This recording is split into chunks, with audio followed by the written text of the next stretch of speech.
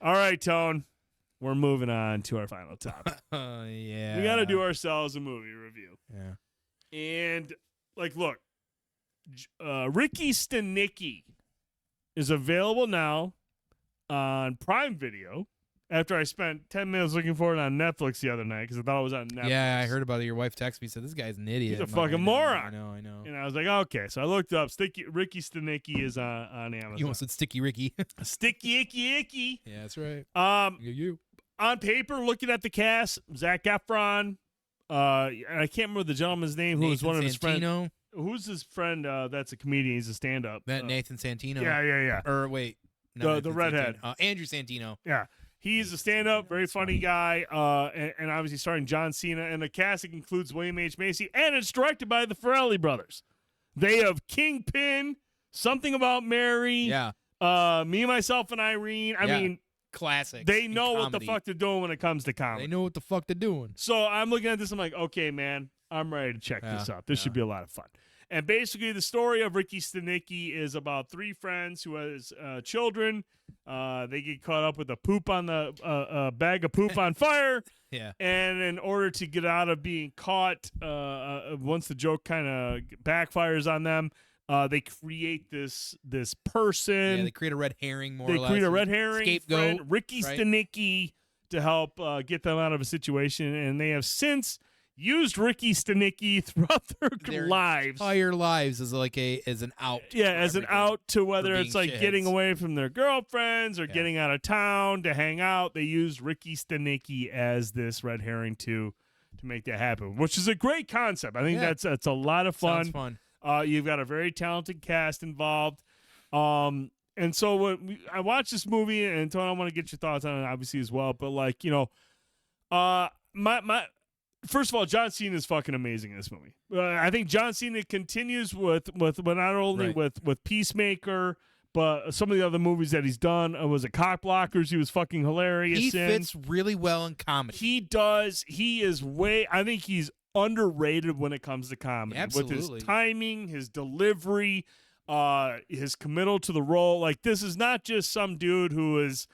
This isn't the John Cena from The Marine when that first came out. This is John Cena, a WWE production film. Honestly, man, if you want my honest opinion, I think John Cena has infinitely more range than Dwayne The Rock Johnson. I feel a lot of people say that. I also feel like, and not to defend Rock, but I'm going to slightly. I feel like he gets typecasted a lot to play The Rock. Mind you, he is typecasted by choice because he takes these roles. Well, I just think he likes money. Yeah, he does too. He's creating an plays a part in it too. He's creating an empire. I mean, he's a workhorse. I mean, he never stops working. But I think John Cena takes more risks. Right. Well, why not? Right.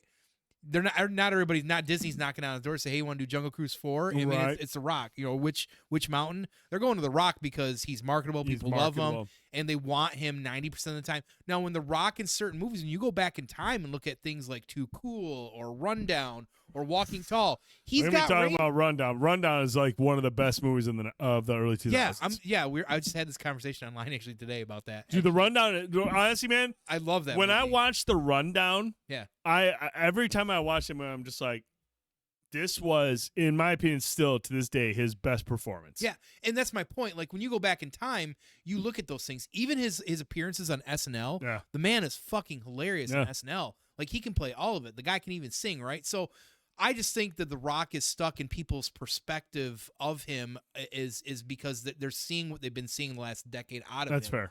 And because if you look at something like Ballers, like even then, like he's got some range, but he's really still good. playing The Rock almost in everything, right? Yep. Now, again, that being said, I do feel like John Cena is, in a lot of ways, got a lot more wiggle room to have these freedoms. I think he gets better material. Right, for sure. And like, listen, this movie, like, on paper, like, Andrew Santino's funny as hell. Yeah.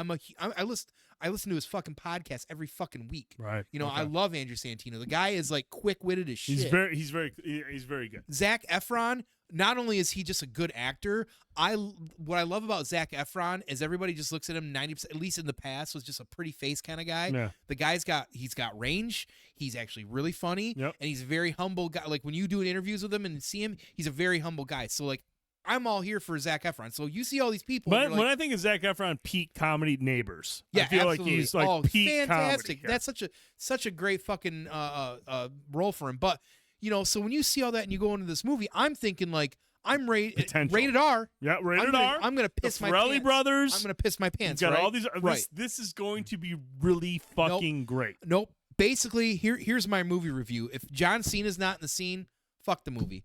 Because listen, most of the jokes outside of Cena being involved in them, like when Cena's around, it's entertaining. It's hilarious. Yeah, and it's hilarious. But like the rest of the fucking movie is so fucking forgettable. There's some great one-liners that like Zac Efron had, and even Santino. They have some good one-liners. My favorite was Zac Efron. I told you the other day when he's like, I feel like Jason Bateman in every episode of Ozark. I'm like, that was pretty fucking clever, right? But there are some really good scenes, and again, I agree with you 100%. John Cena's scenes when he's especially the bits where he's singing, because he's basically this guy, dude. Yeah, that shit's funny. He sings like these pop culture like hit songs, it makes him sexual as fuck, and mixes them in with masturbation, and like he's in character. And you see him as all these different artists.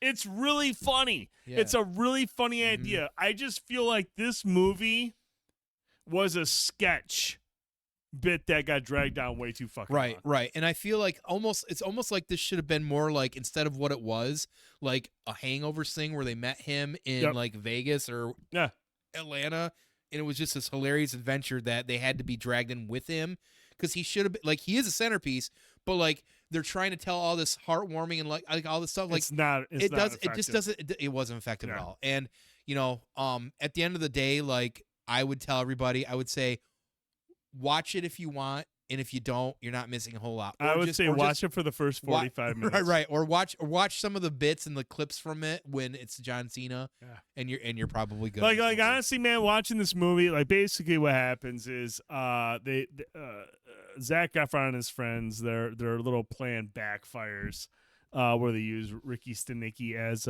an out.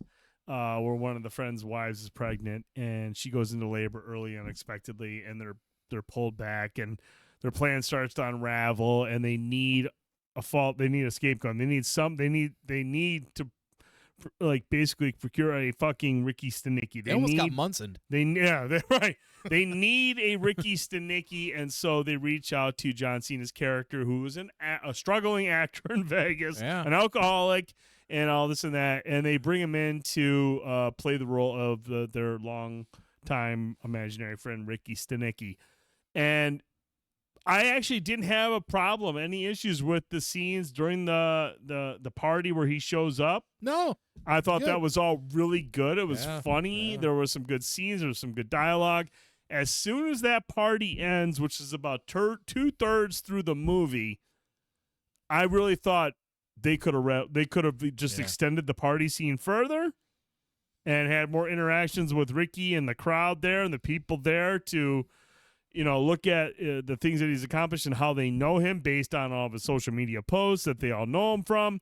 Instead, they as soon as that party ends, the movie goes in a different direction, and it almost feels like they added like 45 minutes on. And honestly, man, once that party ends, the movie and I hate saying this, and maybe you liked it a little bit more than me, I almost felt like the part after the party ends and he leaves, the movie almost became unbearable.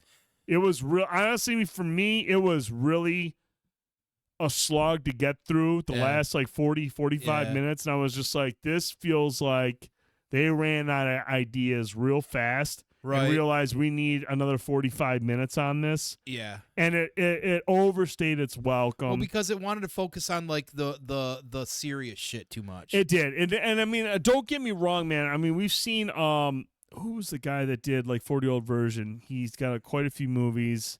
His name escapes me. McKay? Not Adam McKay. He didn't do 40-year-old version. He did a lot. He did like Role Model. I know. All those. You know who I'm talking about. I can't remember his name. His name escapes me.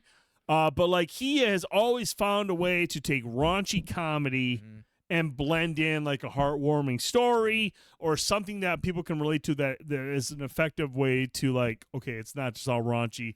There's some kind of like a meaningful story here. And I don't know if the Farrelly brothers are capable of that, because other than Something About Mary, which I felt like had a really good story for a character and how it worked out for Ben Stiller's character, most of their other stuff is just raunchy humor. Yeah, Kingpin. Effective raunchy humor. Yeah. Kingpin is seriously one of my favorite comedies of the 90s. So it's good. fucking incredible. Even Me, Myself, Irene, to an extent, I thought was really, really good. But this one, man, after that party scene, the additional 40, 45 minutes after that, I was like, this is painful. Yeah. Like, it was not, for me, it wasn't funny. Compared to what I know what the Farrelly brothers are capable of, I was like, this is not funny. Yeah. This is painful to sit through. And at that point, my wife and I were like, this needs to end. Yeah, basically, Cena should have been in like every scene. Like when husband and wife were talking, Ricky Stenicki should have been coming through the wall like Kool-Aid Man or something. Because that's honestly, like, for getting an R rating. Yeah. There was, like, they didn't lean into that hardly at all. Yeah. Like, they could have, like, literally skyrocketed some things with this, and they just didn't do it. So I mean, the way they tried to deliver the whole, appreciate the loved ones you have and stuff, it was just really forced, and it wasn't clever. Or Judge Apatow is the Judd Apatow is the director that did like all those movies, and he has always found a way to go with raunchy comedy. What was it? What's the one where it's got Seth Rogen as a cop? That's Superbad. Yeah. I mean, he's had these movies that are raunchy, but they have really good stories, and like especially Role Models, raunchy as fuck, but just a really good. Oh, that's actually a pretty heartfelt story. Yeah. This one tries to do that, but once that party ends, that last 45 minutes, it struggles to get to that payoff. And to the point where I was just like, this is fucking. Yeah. Honestly, man, I was like, this is terrible. Yeah. I'll honestly, I felt bad for John Cena. I'll be interested to hear what everybody else thinks on this one as well, too, because I wonder, like, I didn't check, but I wonder if I missed the mark on it. Because, like, if I was doing it, I don't do ratings, but if I was doing like a out of 10, I'm looking at like a 5.56 on this one. I think at best it's a 6, just because the first half John Cena is really good. Yeah. But then they try to like get to like I said, it works as a sketch comedy for the first 45 minutes. Yeah. Like a ridiculous idea that's kind of novel.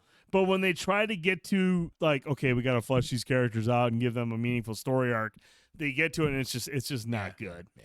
It's really kind of cringe in my opinion. But I'll be curious. Like, we want to hear you guys' and girls' thoughts. Yeah, absolutely. What did you think of Ricky Stenicki? I mean, I feel like a lot of these movies, whether it's on Prime or Netflix, you get big time actors, but I feel like the writing and the stories just aren't quite where we hoped they would be, considering everyone involved. Correct. So, want to get your thoughts? Let us know in the comments below. But Tone.